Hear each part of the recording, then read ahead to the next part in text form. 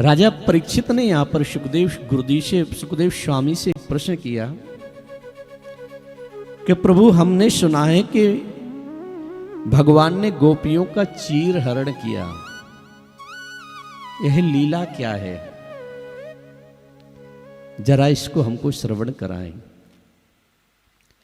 सुखदेव स्वामी ने कहा, राजन, भगवान की चीर हरण लीला के समझने के लिए अपने अंतःकरण को पवित्र करना पड़ेगा। अगर संसार की नजरों से इस लीला को आप देखेंगे, संसार के कानों से इस लीला को समझेंगे, तो आपको इसमें वासना नजर आएगी। और अगर आप भगवत भाव से इस लीला को श्रवण करेंगे तो आपको इसमें उपासना नजर आएगी। बरहा पीडम नटवर वपुः कर्णयो कर्णिकारं बिभ्रद्भाषा कनककपिशं वैजयन्तीं च मालान् रन्ध्रान् वेणुरधरसुदया पूरयन् गोप्रवृन्दैः वृन्दारण्यं शबदरमणं प्राविशत गीति कीर्ति। मेरे ठाकुर जी बहुत सुंदर हैं। भगवान श्री बांके बिहारी से सुंदर इस दुनिया में कुछ है ही नहीं, इतने सुंदर हैं। अब जो सुंदर हो, मन से भी सुंदर हो, तन से भी सुंदर हो, आचरण से भी सुंदर हो, तो कौन नहीं उससे प्रेम करेगा? तो ठाकुर जी से और तो और महाराज जीव जंतु पशु पक्षी भी प्रेम करते हैं, इंसानों की तो बात क्या है। और ब्रजवासी तो कहते हैं, अरे कन्हैया, तू तो हमारे प्राण है। जब तक तेरे मुखड़े को देख नहीं लेते हैं, तेरे मुखारबिंद को, तब तक हमको तो कुछ भी अच्छा नहीं लगता है। और गोपियों की तो ये हालत हो गई है महाराज कि जब तक सुबह से शाम तक गोविंद का दर्शन नहीं कर लेती, उनका मन किसी कार्य में लगता ही नहीं है। मक्खन निकालने के लिए बैठती हैं और मन करता है चल कन्हैया से मिलने, चलो गोविंद को देखने, चलो कृष्ण से मिलने। इस समय व्यतीत होता गया और महाराज गोपियों ने आज 1 महीने का एक दिव्य अनुष्ठान किया। 1 महीने का एक दिव्य अनुष्ठान किया। शायद आप लोग भी करते होंगे कि हेमंते प्रथमे मासे नंदा ब्रज कुमारिका चेरुहाविष्यमुञ्जानां कात्यार्चनमृतम्।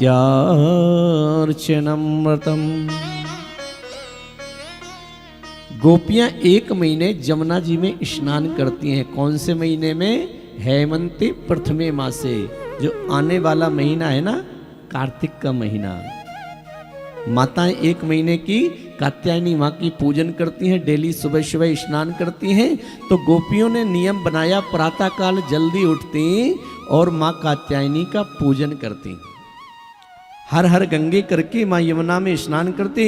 और यमुना के पास में ही जो वृंदावन गए होंगे उनको पता होगा कि यमुना के किनारे कात्यायनी शक्ति पीठ है, जहां पर माता कात्यायनी विराजमान है। तो पहले यमुना स्नान करती और फिर कात्यायनी का पूजन करती। और जब पूजन कर लेती थी तो कात्यायनी माँ से वरदान मांगती हैं कि कात्यायनी महामाये महायोगिन्नधीश्वरी नंद गोप सुतम देवीं पतिम में कुरुते नमः। हे माँ कात्यायनी, हे माँ भगवती जगत जननी, हमको जो नंद का लाला है ना, ये पति के रूप में प्राप्त हो। और ऐसी महिमा है इस मंत्र की, जिस बेटी के विवाह में विलंब हो रहा हो और 41 दिन तक इस मंत्र की एक माला कर ले तो उसको बड़ा ही सुंदर घर और वर मिल जाता है। ये भागवत जी का मंत्र है। तो गोपियों ने इस मंत्र का जाप किया और जाप करते महाराज भगवान को पति रूप में प्राप्त करने के लिए मां भगवती से अपनी अर्जी लगाई, आराधना की। एक दिन की बात है कि भगवान ने देखा कि गोपियां जाकर के यमुना में प्रातः काल स्नान करती हैं, लेकिन गोपियों के स्नान करने की पद्धति ठीक नहीं है। गोपियां अपने वस्त्रों को तो किनारे रख देती हैं और फिर जाकर के महाराज ये स्नान करती थी। आज मेरी श्याम सुंदर ने कहा कि अब इन गोपियों को थोड़ा समझाना पड़ेगा। और ऐसी कथा आती है कि गोपियां स्नान करने के लिए गईं, सो भगवान ठाकुर जी वहीं पीछे पीछे पहुंच गए और जैसी गोपियों ने स्नान किया तो ठाकुर जी ने उनके जो वस्त्र थे उनको लेकर के कदम पर चढ़ गए। प्रेम से बोलो, बात समझ आ रही ना? कदम के ऊपर गोविंद वस्त्रों को लेकर के चढ़ गए। गोपियां स्नान कर रही थी, हर हर गंगे हर हर गंगे हर हर गंगे। अब इतने में एक गोपी ने कहा, हरी सखी स्नान ही करती रहोगी कि पूजा भी तो करनी है, प्रकाश होने वाला है, चलो चलो जल्दी पूजा के लिए चलती हैं। और जैसी गोपियां बाहर निकलती हैं तो आज उनके वस्त्र नहीं है। अरे सखी, हमारे बस्तन को कौन ले गयो है? उसने आए देखी, बाएं देखी, चारों साइड देखी, लेकिन वस्त्र नहीं दिखे। तो एक गोपी बोली, लाली मुझे ऐसा लगता है सुबह सुबह और तो कोई आया नहीं होगा, कोई बंदर आया होगा, वो हमारे वस्त्रों को ले गया है। तो दूसरी सखी बोली, अरे लाली अगर बंदर आया होगा तो यहीं कहीं पेड़ के ऊपर होगा। बंदर तो पेड़ों के ऊपर ही रहते हैं ना, तो जरा देख पेड़ के ऊपर कहीं बंदर हमारे वस्त्रन को तो नहीं ले गया। और जैसी गोपियों ने ऊपर मुख उठा करके देखा तो महाराज वो वाला बंदर तो नहीं, और ये श्रीमान जी बैठे हुए हैं। प्रेम से बोलो। गोपियों ने जैसी कन्हैया को देखी, अरे सखी देख देख देख देख, बंदर ना है, दूसरो बंदर है, श्याम सुंदर बंदर बैठो भयो है। अरे गोपियों ने कहा, लाला तुम ऐसे सुबह सुबह क्यों आया? सो भगवान बोले, क्या तुम्हारे बाप की हैं जमुना जी के? हम ना आए, जैसे तुम आई वैसे हम आए। अरे ठीक है तुम आए तो ठीक है, लेकिन तुम हमारे वस्त्रन को क्यों ले गए हो? बोले कहाँ है तुम्हारे वस्त्र? अरे भगवान, अरे श्याम सुंदर, ये जो हमारे ही तो वस्त्र हैं जो तुमने पेड़ से ले जाकर के लटका दिए, ऊपर जो लटक रहे हैं ना, हरे पीले लाल बैगनी गुलाबी, हमारी चुन्नी तो है। भगवान बोले, तुम्हारी चुन्नी ना है, ये तुझा कदम में फूल निकल आए हैं। प्रेम से बोलो। सो गोपियां नाराज होकर के बोले, तुमको शर्म नहीं आती है? जल्दी से हमारे वस्त्र लाओ। हाँ, हमको विलंब हो रहा है, हमको जाकर के मैया की पूजा करनी है। शिव भगवान ने कहा कि अगर अपने वस्त्रन को चाहिए तो बाहर निकलो और अपने वस्त्र ले लो। गोपियां बोली, अगर हम बाहर निकलने के लायक होते तो अभी तक हम तुम्हारे प्रवचन सुनते, अभी तक तो तुम्हारा कान पकड़ करके नीचे फेंक देते। लाओ जल्दी हमारे वस्त्रों को। भगवान बोले, बाहर निकलो और वस्त्रों को ले लो। अब तो महाराज भगवान अपनी जिद पर अड़े हुए हैं और वस्त्रों को नहीं देते हैं। इतने में महाराज गोपियों ने एक दूसरे का मुख देखा और मुख देखने के बाद बोले, अरे सखी, ये नंदलाला बड़ा जिद्दी है, ये मानने वाला नहीं है।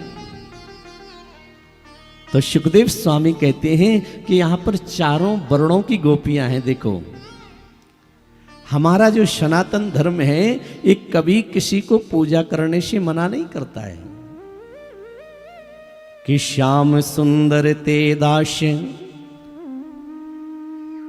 श्याम सुंदर ते दास करवाम तबोदितम देह वासांसि धर्मज्ञा नो चेतरागे ब्रुवामहे।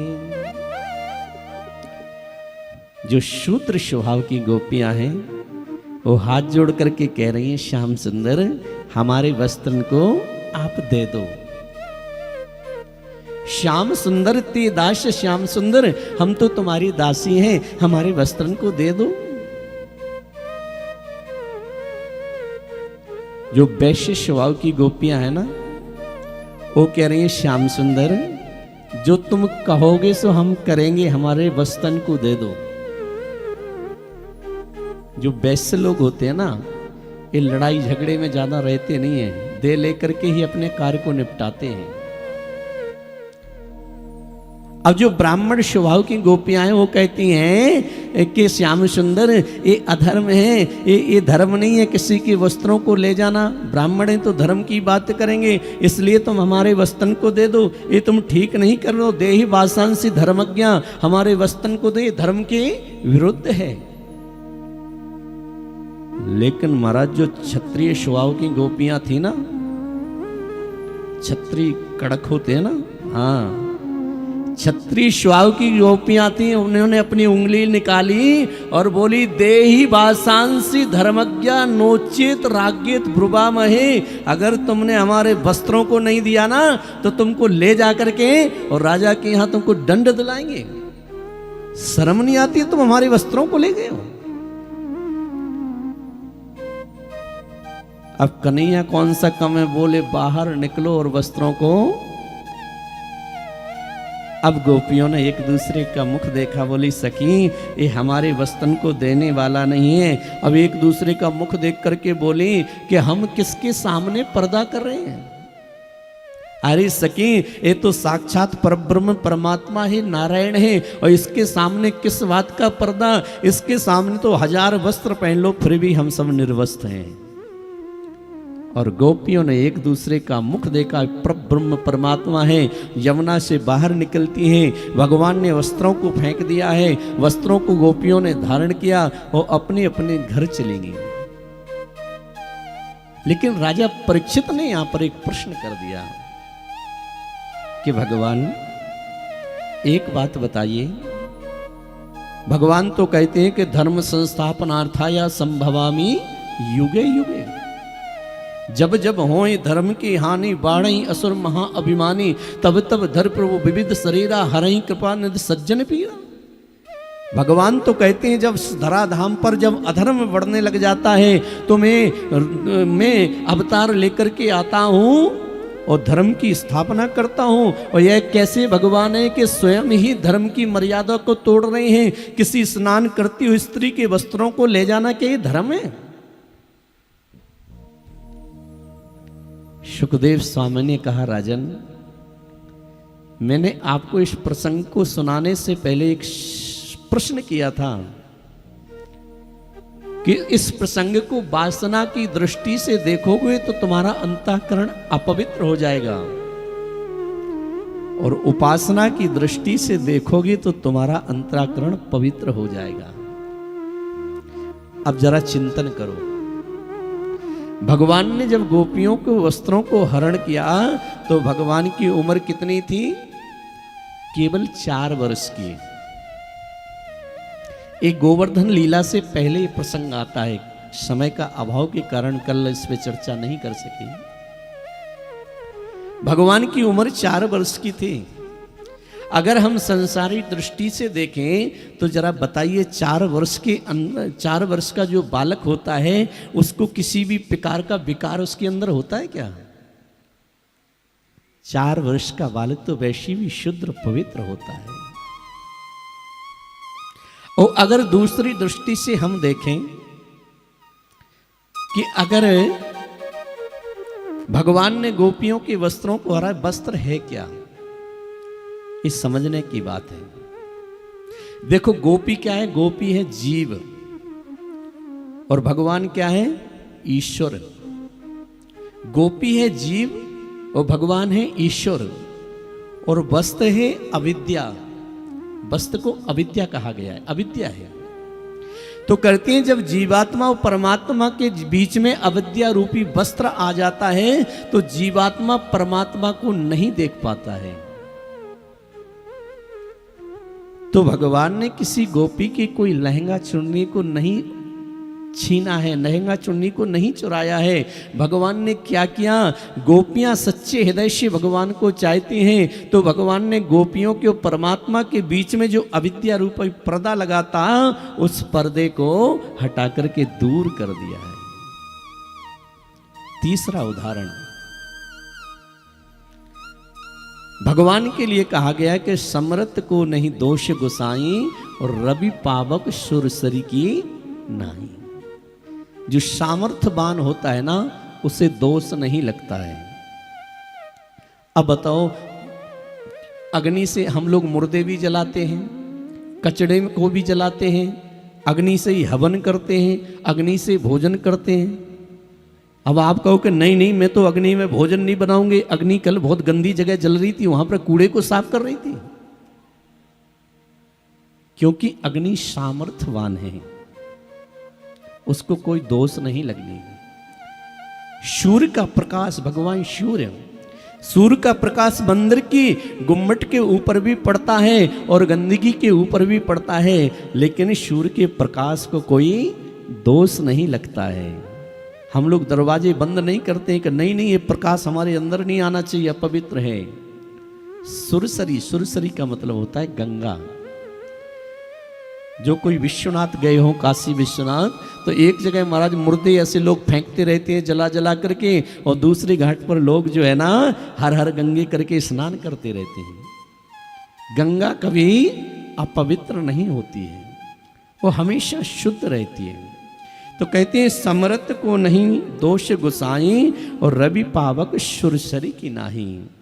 तो जो सामर्थ्यवान, तो सामर्थ्यवान कौन है, बोले सामर्थ्यवान ईश्वर है। तो अगर हम सामान्य दृष्टि से देखें तो अगर भगवान को सामान्य भी माने, भगवान माने, तो अगर 4 वर्ष के भगवान ने किसी के पर्दे को, किसी के वस्त्र को भी छीन लिया तो वो भी दोष मुक्त होता है, क्योंकि ईश्वर सामर्थ्यवान है। कर्तुम अकर्तुम अन्यथा कर्तुम स ईश्वरः। जो सब कुछ करने में सामर्थ्यवान है उसी का नाम ईश्वर है।